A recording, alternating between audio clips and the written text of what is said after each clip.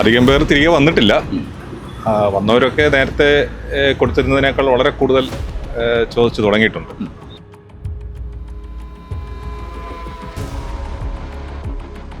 കേരളത്തിലെ കൃഷിയേക്കാൾ കൂടുതൽ തൊഴിൽ നൽകുന്ന മേഖല നമ്മുടെ നിർമ്മാണ മേഖലയാണ്.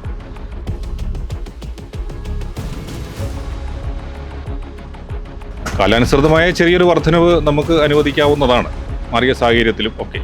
പക്ഷേ അന്യായമായ ഒരു കൂലി വർധനവ് എന്ന് പറയുന്നത് നമുക്കൊരിക്കലും അംഗീകരിക്കാൻ കഴിയുന്നതല്ല.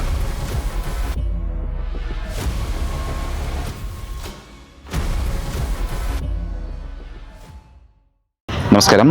കേരളത്തിലേക്ക് തിരികെ എത്തിയ ഇതര സംസ്ഥാന തൊഴിലാളികൾ ഇപ്പോൾ കൂടുതൽ കൂലി ചോദിച്ചു തുടങ്ങിയിരിക്കുകയാണ്. 1000 രൂപ കിട്ടിയ സ്ഥാനത്ത് 1500 1700 രൂപയുമൊക്കെയാണ് ഇവർ ആവശ്യപ്പെടുന്നത്. കേരളത്തിൽ കെട്ടിട നിർമ്മാണ മേഖലയിലാണ് ഇതര സംസ്ഥാന തൊഴിലാളികൾ ഏറ്റവും കൂടുതലായി ജോലി ചെയ്യുന്നത്. ഇവിടെ ജോലി ചെയ്യുന്ന മേസ്ത്രിമാർ 1500 രൂപ ദിവസവേതനം നൽകണമെന്ന ആവശ്യവുമായാണ് ഇപ്പോൾ രംഗത്ത് വന്നിരിക്കുന്നത്. ഇതോടെ കെട്ടിട നിർമ്മാണ മേഖല വലിയ പ്രതിസന്ധി നേരിടുകയാണ്. ഈ മേഖലയുമായി ബന്ധപ്പെട്ട് ലൈസൻസ്ഡ് എഞ്ചിനീയേഴ്സ് അസോസിയേഷൻ സംഘടനയുടെ സംസ്ഥാന സമിതി അംഗമായ അനിൽകുമാർ ഇവരുടെ കാര്യങ്ങൾ വിശദീകരിക്കുന്നത് കേൾക്കാം. ഇതര സംസ്ഥാന തൊഴിലാളികൾ ഇപ്പോൾ എത്ര രൂപയാണ് കൂലി ചോദിക്കുന്നത്? അധികം പേർ തിരികെ വന്നിട്ടില്ല. വന്നവരൊക്കെ നേരത്തെ കൊടുത്തിരുന്നതിനേക്കാൾ വളരെ കൂടുതൽ ചോദിച്ചു തുടങ്ങിയിട്ടുണ്ട്. എൻ്റെ ഊഹം ശരിയാണെന്നുണ്ടെങ്കിൽ ഒരു 50% ഒരു വർധനവ് അവർ ചോദിച്ചിട്ടുണ്ട് നേരത്തെ ഉണ്ടായിരുന്നതിനേക്കാൾ. യഥാർത്ഥത്തിൽ ഈ അതിഥിതൊഴിലാളികൾ കൂലി കൂടുതൽ ചോദിക്കുന്നത് മാത്രമല്ല നിർമ്മാണ മേഖലയിൽ പ്രശ്നം. നമ്മുടെ കേരളത്തിലെ സ്വകാര്യ കെട്ടിട നിർമ്മാണ മേഖല എന്ന് പറയുന്നത് വളരെ നാളുകളായി തന്നെ കടുത്ത പ്രതിസന്ധിയെ അഭിമുഖീകരിക്കുന്ന ഒരു വലിയ മേഖലയാണ്. നമ്മുടെ ഇന്ത്യയുടെ ഒരു സാഹചര്യം വെച്ച് പരിശോധിച്ചാൽ ഈ കൃഷി കഴിഞ്ഞാൽ ഏറ്റവും കൂടുതൽ തൊഴിൽ നൽകുന്ന മേഖല നിർമ്മാണ മേഖലയാണ്. കേരളത്തിൽ നേരെ തിരിച്ചുമാണ്. കേരളത്തിൽ കൃഷിയേക്കാൾ കൂടുതൽ തൊഴിൽ നൽകുന്ന മേഖല നമ്മുടെ നിർമ്മാണ മേഖലയാണ്. ഒട്ടനവധിയായ പ്രശ്നങ്ങളിലൂടെയാണ് കേരളത്തിൻ്റെ നിർമ്മാണ മേഖല കടന്നു പോകുന്നത്. അതിലെ ഏറ്റവും അവസാനത്തേതാണ് ഈ നമ്മുടെ അതിഥി തൊഴിലാളികളുടെ ദൗർലഭ്യവും ഒപ്പം തന്നെ അവരുടെ അന്യായമായ ഒരു കൂലി വർധന. 1500 രൂപ ചോദിക്കുന്നുണ്ട്.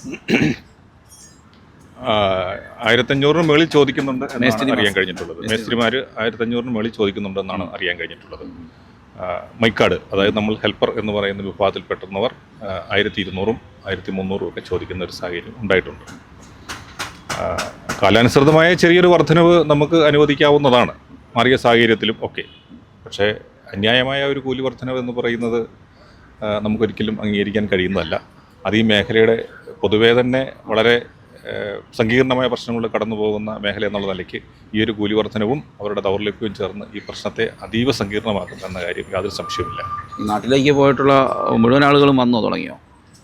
ഇല്ല, വന്നു തുടങ്ങിയിട്ടില്ല. വളരെ ചെറിയൊരു ശതമാനം മാത്രമേ വന്നു തുടങ്ങിയിട്ടുള്ളൂ. പ്രതീക്ഷിക്കുന്നത് ഈ മാസം 27, 28 തീയതികളിൽ ബക്രീദാണ്. ബക്രീദിന് ശേഷം കുറേ ആളുകൾ കൂടി മടങ്ങി വരും എന്നാണ് പ്രതീക്ഷിക്കുന്നത്. പ്രധാനമായിട്ടും ഇവരുടെ ഈ ലഭ്യതക്കുറവ് വന്നതോടെ കെട്ടിട നിർമ്മാണ മേഖലയാണ് ഏറ്റവും കൂടുതൽ ബാധിച്ചിരിക്കുന്നത്. അപ്പോൾ നിങ്ങൾ ഏത് തരത്തിലേക്കാണ് ഇപ്പോൾ പ്രതിസന്ധിയിലായിരിക്കുന്നത്? സാധാരണഗതിയിൽ നമ്മുടെ ഈ ഏപ്രിൽ മാസം പകുതി മുതൽ മെയ് പകുതി വരെയുള്ള ഒരു കാലയളവ്, ആ ഒരു മാസം എന്ന് പറയുന്നത് പണി പൂർത്തിയാകുന്ന വീടുകളുടെ ഈ ഗൃഹപ്രവേശം ഉൾപ്പെടെയുള്ള കാര്യങ്ങൾ നടന്നു വരുന്ന ഒരു വലിയ സീസണാണ്. ഇവരുടെ ഒരു പിൻവാങ്ങലോടുകൂടി പണി തീർക്കേണ്ടുന്ന എല്ലാ കെട്ടിടങ്ങളിലെയും വർക്കുകൾ, വിവിധ ഇനം വർക്കുകൾ വളരെയധികം പെൻഡിങ്ങിലാകുകയും ഈ ഗൃഹപ്രവേശം അടക്കമുള്ളവ മാറ്റിവെക്കേണ്ടുന്ന ഒരു വലിയ സാഹചര്യം, ഒരു ഗുരുതരമായ സാഹചര്യം ഉണ്ടായിട്ടുണ്ട്. മറ്റൊന്ന്, ഇനിയിപ്പം നമ്മുടെ കേരളത്തിലെ മൺസൂൺ ആരംഭിക്കുകയാണ്. മൺസൂൺ കാലത്തിന് മുമ്പ്, അതായത് കാലവർഷം ശക്തിയാകുന്നതിന് മുമ്പ് പുതിയ വർക്കുകൾ തുടങ്ങേണ്ടുന്ന അതിന് മുന്നോടിയായിട്ടുള്ള പല അനുബന്ധ വർക്കുകൾ നമുക്ക് പൂർത്തിയാക്കേണ്ടതുണ്ട്. ഒരു ഉദാഹരണം പറഞ്ഞു തന്നാൽ, ഒരു വീട് വെക്കുന്നതിന് വേണ്ടിയിട്ടൊരു പുരയുടെ നിരപ്പാക്കിയിട്ടുണ്ടെങ്കിൽ ഇതിന് സംരക്ഷണ ഭിത്തി അടക്കമുള്ളവ ഒക്കെ നമുക്ക് ചെയ്തു തീർക്കണം. അപ്പോൾ തൊഴിലാളികളില്ല എന്നതുകൊണ്ട് തന്നെ കാലവർഷം വരുമ്പോൾ ഈ ഇട്ട മണ്ണുകളൊക്കെ ഒലിച്ചു പോവുകയും അതുമാതിരിയുള്ള വളരെ ഗുരുതരമായ പ്രശ്നങ്ങളുണ്ടാകും. ഇതര സംസ്ഥാന തൊഴിലാളികൾ ഗ്രൂപ്പായിട്ട് തുക കൂടുതൽ ചോദിക്കാൻ തുടങ്ങിയിട്ടുണ്ടോ? ഒരു ഗ്രൂപ്പായിട്ടുണ്ടോ എന്ന് ചോദിച്ചാൽ അവർ ഗ്രൂപ്പായി മടങ്ങി വന്നിട്ടില്ല. പക്ഷേ വന്ന ചെറിയ സംഘങ്ങൾ അവർ വളരെ അതുപോലെ തന്നെ ഗ്രൂപ്പായിട്ട് നിന്നുകൊണ്ട് തന്നെ കൂലി വർധന ചോദിക്കുന്നുണ്ട്. ഈ ജോലിക്കൊന്നും ഇറങ്ങാതിരിക്കുന്നുണ്ടോ ശമ്പളം കൊടുക്കാത്തതിന്? തീർച്ചയായും അതിൻ്റെ ഭാഗമായി അതുകൂടെ ഉണ്ടാകുമല്ലോ. അങ്ങനെയുണ്ട്. അങ്ങനെയുണ്ട്. പ്രതിഷേധിച്ചിറങ്ങാതിരിക്കുന്നുണ്ട്. പ്രതിഷേധിക്കുന്നുണ്ട്. പക്ഷേ പ്രതിഷേധം ഏതായാലും ഒരു 2 ആഴ്ച കൂടി കാത്തിരിക്കാനാണ് ഞങ്ങളുടെയൊക്കെ ഒരു തീരുമാനം. നിങ്ങളുടെയൊക്കെ ഈ സൈറ്റുകളിൽ ഈ മലയാളി തൊഴിലാളികൾ കുറവാണോ? മലയാളി തൊഴിലാളികൾ വളരെ കുറവാണ് നമുക്ക്. കേരളത്തിലെ ഒരു കാലഘട്ടത്തിൽ കേരളത്തിലെ നമ്മുടെ തദ്ദേശീയരായ തൊഴിലാളികൾ വളരെ നൈപുണ്യമുള്ളവരും വളരെ വിദഗ്ധരായ തൊഴിലാളികളെക്കാൾ സമ്പന്നമായിരുന്നു നമ്മുടെ കേരളം. പക്ഷേ ഒരു 2000-ന് ശേഷം അതിഥിതൊഴിലാളികളുടെ ഒരു വരവോടുകൂടി നമ്മുടെ തദ്ദേശീയരായ മേസ്തിരിമാരും അതുപോലെ തന്നെ അവരെ സഹായിക്കുന്ന മൈക്കാൾ ഉൾപ്പെടെയുള്ള ആളുകളും ഈ മേഖലയിൽ നിന്ന് പിൻവാങ്ങുന്ന ഒരു സാഹചര്യം ഉണ്ടായിട്ടുണ്ട്. തീരെ ഇല്ല എന്നല്ല, പക്ഷേ എങ്കിലും എണ്ണത്തിൽ അവർ വളരെ കുറവാണ്. അവർ അതിലേക്ക് കടന്നു വരുന്നില്ല. അതായത് കഴിഞ്ഞ ഒരു 1/4 നൂറ്റാണ്ടിലേറെയായി ഈ രംഗത്ത് നിന്നും പ്രവർത്തിച്ചിരുന്നവർ പ്രായമായും ഒക്കെ പിൻവാങ്ങിയിട്ടുണ്ട്. പുതുതലമുറ ഈ മേഖലയിലേക്ക് സ്വാഭാവികമായും കടന്നു വരില്ല. കാരണം കേരളത്തിൻ്റെ ഒരു സാഹചര്യം അങ്ങനെയാണല്ലോ. ഇപ്പോൾ ഇവർ പറയുന്ന കൂലി കൊടുത്താലും നിങ്ങൾക്ക് വലിയ നഷ്ടമായിരിക്കും ഉണ്ടാവുക. തീർച്ചയായും. ഇത് ഞങ്ങൾ നേരത്തെ തന്നെ ഈ എഗ്രിമെൻ്റ് വെച്ച് വർക്ക് തുടങ്ങുകയും പകുതി എത്തി നിൽക്കുകയും ചെയ്യുന്ന വർക്കുകളിലെ ഒരു പൂർത്തിയാക്കലിനെ ഇതൊരു വലിയ പ്രതിസന്ധിയിലാക്കും. റേറ്റ് അന്യായമായി മാറിയിട്ടുണ്ട്. നേരത്തെ തന്നെ കെട്ടിട നിർമ്മാണ സാമഗ്രികളുടെ വില അനിയന്ത്രിതമായി വർദ്ധിച്ചു നിൽക്കുന്ന ഒരു സാഹചര്യമുണ്ട്. അതിൻ്റെ കൂടെയാണ് ഇത്. ഈ ഒരു ആളുകളൊക്കെ ഈ പണി ഏൽപ്പിച്ച ആളുകളൊക്കെ ധൃതി വെക്കുന്നുണ്ടോ ഈ ജോലി തടസ്സപ്പെടാതെ തീർച്ചയായും. ഈ ഓരോ കരാറിനും ഒരു കാലാവധി വെച്ചുകൊണ്ടാണ് നമ്മൾ പണി ഏറ്റെടുത്ത് ചെയ്യുന്നത്. സ്വാഭാവികമായും കാലാവധിക്കകത്ത് പണി പൂർത്തിയാക്കുക എന്നുള്ളത് ഞങ്ങളുടെ ഒരു ഉത്തരവാദിത്വമാണ്.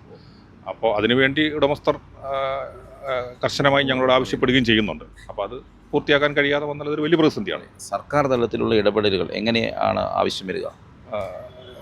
സർക്കാരിനാണ് ഈ ഒരു മേഖലയിൽ കാര്യമായി ഇടപെടാൻ കഴിയുക. ലെൻസ്ഫെഡ് വളരെ കാലം മുമ്പ് തന്നെ നിർമ്മാണ മേഖലയുടെ ഒരു ഉന്നമനത്തിന് വേണ്ടിയിട്ട് നിരവധിയായ നിർദ്ദേശങ്ങൾ സർക്കാരിന് മുമ്പിൽ വച്ചിട്ടുണ്ട്. അത് ഒന്നൊന്നായി എടുത്തുനിന്ന് പരിശോധിച്ചാൽ ഈ സങ്കീർണമായ വിഷയങ്ങൾക്ക് എല്ലാത്തിനും ഒരു പരിഹാരം ഉണ്ടാക്കാൻ കഴിയുമെന്ന കാര്യത്തിൽ യാതൊരു സംശയമില്ല. കെട്ടിട നിർമ്മാണ മേഖലയ്ക്ക് പുറമെ ഹോട്ടൽ മേഖലയിലൊക്കെയാണ് ഇതര സംസ്ഥാന തൊഴിലാളികൾ ജോലി ചെയ്യുന്നത്.